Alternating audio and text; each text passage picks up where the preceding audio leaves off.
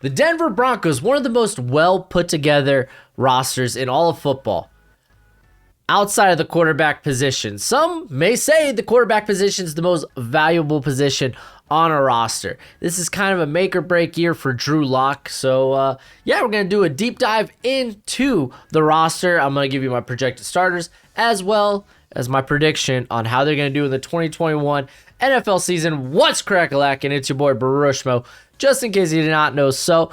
And let's go ahead and do the gosh diggity darn thing. We're going to take a look at the roster. We're going to take a look at the offense. So what Pat Schumer, or at least let's talk about the run game, because that seems to be probably, well, what they really invested in, especially trading up for Javonte Williams. But what Pat Schumer tries to do here, it's what they call a pull and blocking scheme. It's kind of this hybrid between this gap zone blocking scheme, but it's basically, at its essence, if you're not covering anybody, pull to the side where the play is at and then block somebody. That's it at its simplest form. But they have one of the best offensive lines, I think, in all of football. Garrett Bowles is very, very underrated. Kind of came into his own. Big thing with him was penalties, which he has limited in the past couple of seasons. He might be a top 5, top 10 tackle in all the league. They also pair that up with Graham Glasgow, who's extremely, extremely good. They bring in Bobby Massey, more of a reliable vet, since they parted ways with, Jawan James, who's now in Baltimore. But I think it's well put together. Dalton Reisner is he's a solid starter in the league, but I want to see more from him. They do have Natane Moody, who was someone I was extremely, extremely high on in the build up to the draft. I think that's a guy that he deserves some playing time. That's some good depth to have. But obviously their weakest position last year was the center position. Lloyd Cushenberry is one of the worst, might have been the worst center in all of football. And big reason why they bring in Quentin Miners, who's just this athletic freak that just had a banger of a offseason process stemming from the Senior Bowl to his pro day, so on and so forth. I don't think he starts immediately. He literally has only a few snaps at center, despite how good they looked at the Senior Bowl. But still, I think he's a bit of a developmental guy at this point. I don't expect to see a lot of him this year. But he might be a guy that might take Cushenberry's job. But I've heard good things about Cushenberry in mini camp. But again, I mean, we'll see when we get to training camp when they put the pads on. I mean, that's when you're really going to be able to tell with those offensive linemen. But yeah, this is a team that's going to want to run the ball and want to run the ball successfully. They've invested a lot in the run game. Melvin Gordon, he's got one more year left on his contract. But they traded up to grab Javonte Williams. They know the weakness to this offense is its quarterbacks. It just is. So Williams, man, I think he's gonna. You watch out for him. I don't know how much we're gonna see of him. This definitely feels like there'll be a share in the backfield. But man, I'm kind of excited. Royce Freeman's still there, kind of your power back. I really hope that they end up keeping Levante Bellamy. I think he was undrafted out of Western Michigan last year in the 2020 draft. Dude's just lightning in a bottle, but they might opt for maybe a Michael Boone, more of a vet here. And then they obviously got Andrew Beck as kind of like their fullback, their blocker. He's probably one of the better blockers in the league. Not that the fullback position is something that sees the field a lot. In terms of tight end, like Noah Fant's okay. And I really think this is why I think Sean Byer might make the roster, because he's like a solid tight end too. Not to take anything from Albert O. You know what Albert O is. He's a receiving threat. The dude's got 6 straight line speed. That's what he is. He will get his share. But I really think they're looking for maybe a more complement so they could go into 2 tight end packages and run successfully. So I think Sean Byer might be a guy that makes the roster as well. Now let's talk about the passing game. This passing game has been set up more so as a vertical passing game because, again, typically your young quarterbacks, they struggle to see the middle of the field. They struggle to see those safeties and linebackers. It turns into picks. that's the case with Drew Lock. I mean, Drew Lock, like, he is one of the, in terms of accuracy, among the worst when it comes to just hitting guys on the move. Like, when it comes to short to intermediate accuracy, like, honestly, this guy could make, like, I only feel comfortable with him hitting screens and maybe like comebacks or those like hook routes.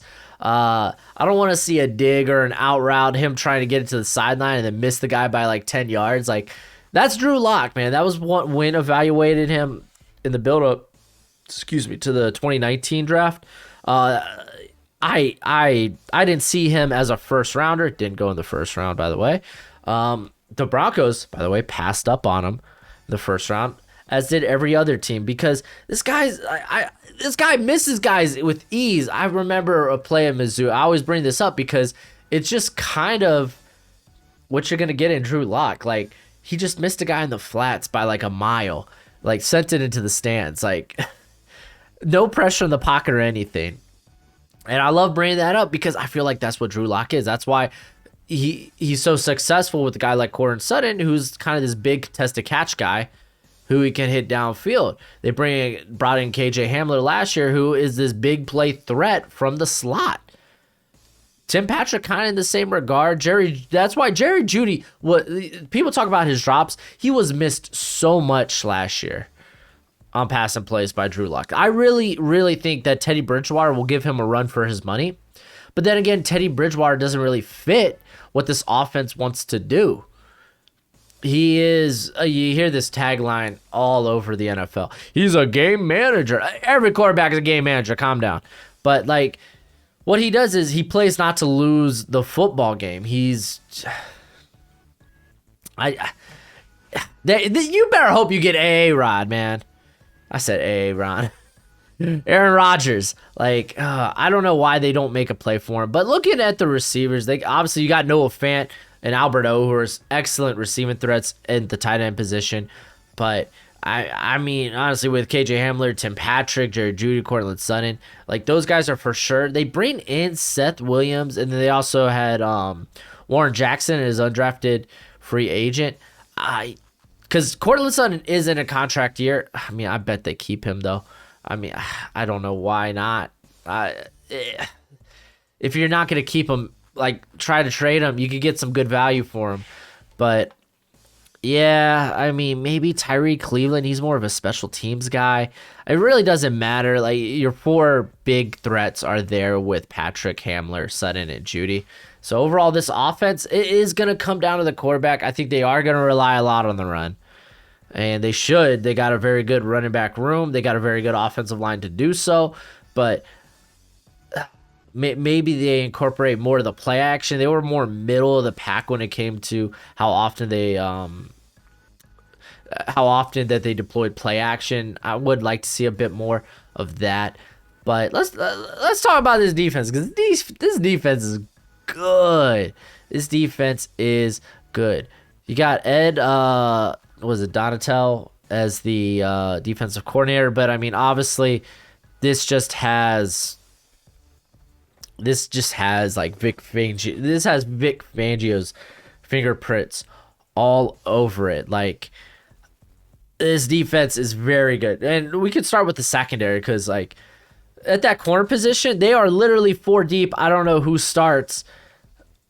Like, I think they have four very quality guys that should all see the field. With obviously drafting Patrick Surtain this year, who's perfect for this like 3-4 type of scheme where they play a lot of cover three, a lot of press. They show a lot of too high looks. So, like, I like this. I think honestly they should try to make Caden Stearns into a make that boy into a corner. I think make him into a corner. They also bring in Kerry Vincent, who I don't know if Bryce Callahan is on a contract year, but still, like, he's one of the most underrated corners in all of the league. They brought in Kyle Fuller and Ronald Darby. So it's like, who are going to be your two starters on the outside? Because, I mean, you're going to have Bryce Callahan. I mean, Bryce Callahan's good on the outside. Don't get me wrong, but he might be one of, if not the best slot corner in all of football. I mean, they also bring in Kerry Vincent, who I think is going to be a good dime package guy. But even then, there's just so much. There's a wealth, there's a heap of wealth in terms of that. They also have guys from last year and OJ Mudia and Same Bassi. Bassi also being more of a slot guy, slot to dime, but or nickel to dime type of guy. But I don't think he even sees the field a ton. He struggled a lot, but he was played out of position a lot too. So probably OJ Mudia will be on the roster next year, considering they invested like a third rounder in him. But you got Justin Simmons, who's one of the like a top 5 safety in all of football. I think Trey Marshall, man, he might be on the cutting block, especially if they keep Stearns at safety. Jamar Johnson, he's got a lot of potential to him. Kareem Jackson's your savvy vet there who played very well in the safety role. I'm sure they're ecstatic to bring him back, but this is a scary secondary to have to go against. Like, and I would say it's like you would think Ronald Darby, they're going to get him involved. He's on a 3-year deal opposed to Kyle Fuller, who's on a 1-year deal. But I mean, Fuller's good in his own right. It's going to be crazy. Like, word on the street coming from minicamp that Darby's widely seen as the 4th corner on the depth chart.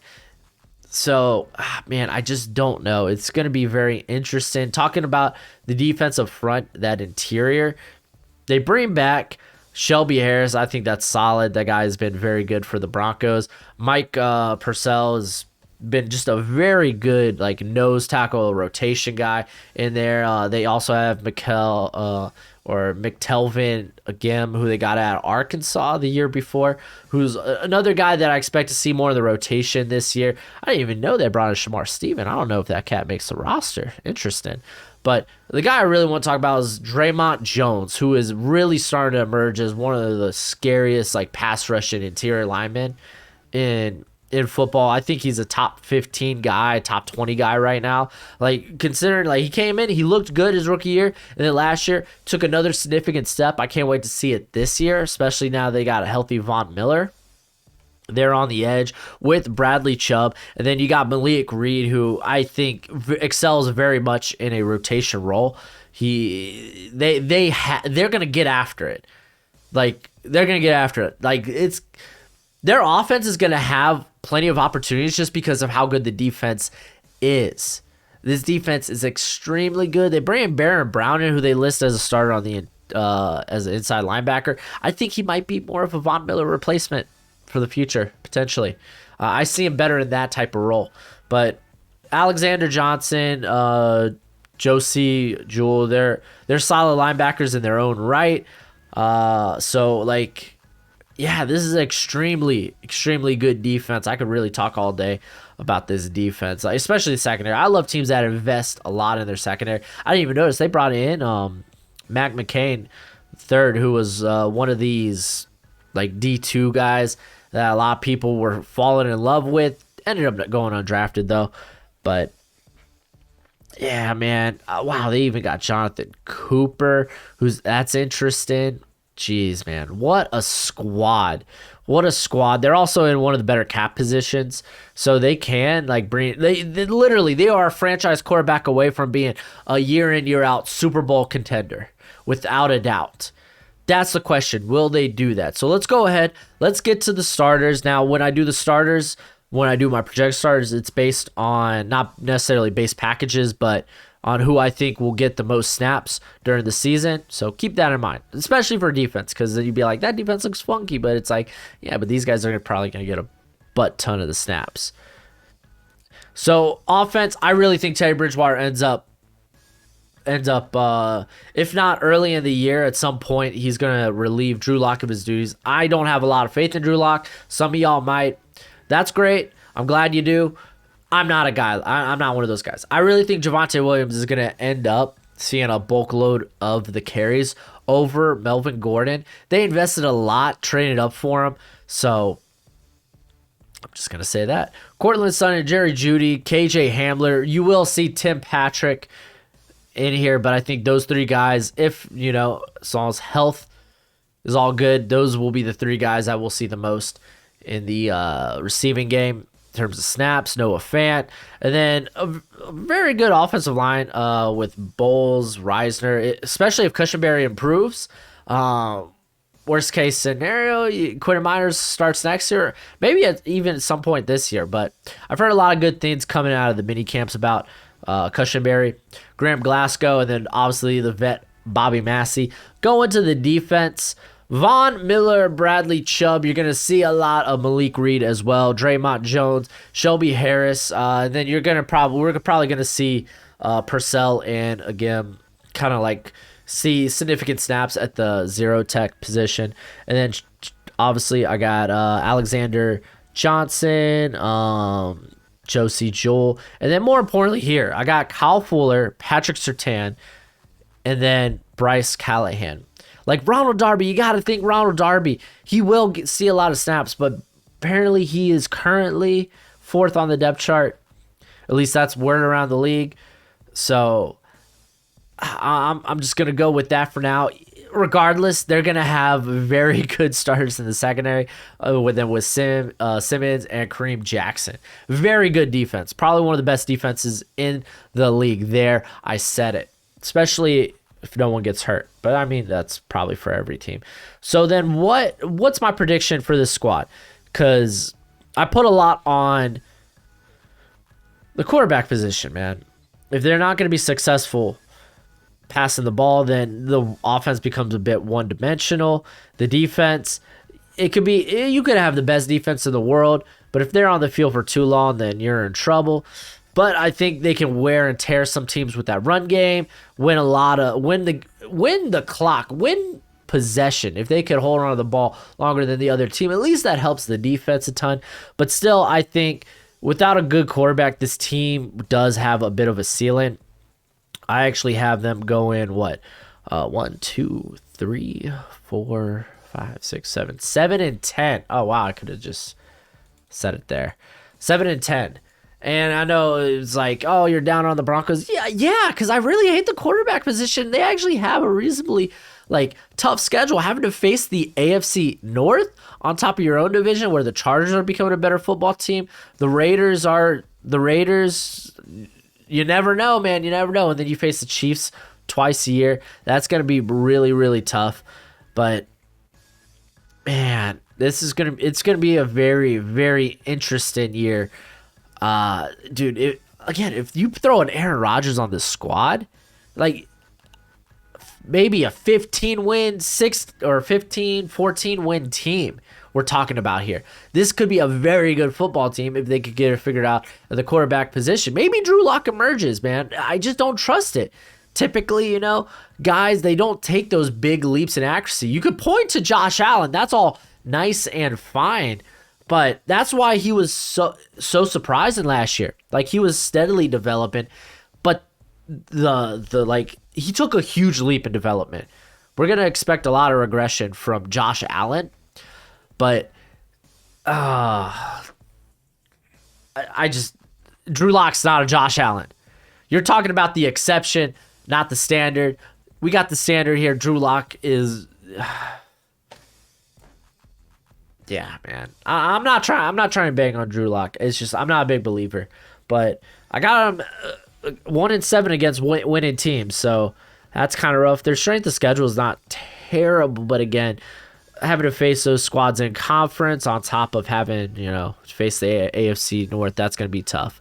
But yeah, you let me know what you think in the comment section below. Let me know if I got anything wrong in terms of I know y'all fans, y'all got y'all's ears a little more in tune to your team, so you might have a little bit more inside stuff than I do. I'm just giving you my opinions on this, so I'm always up for the discourse in the comment section below. So go ahead and do that. And as always, let me switch to the other screen so you can see my pretty face. Until next time, you be easy, my friends. Later.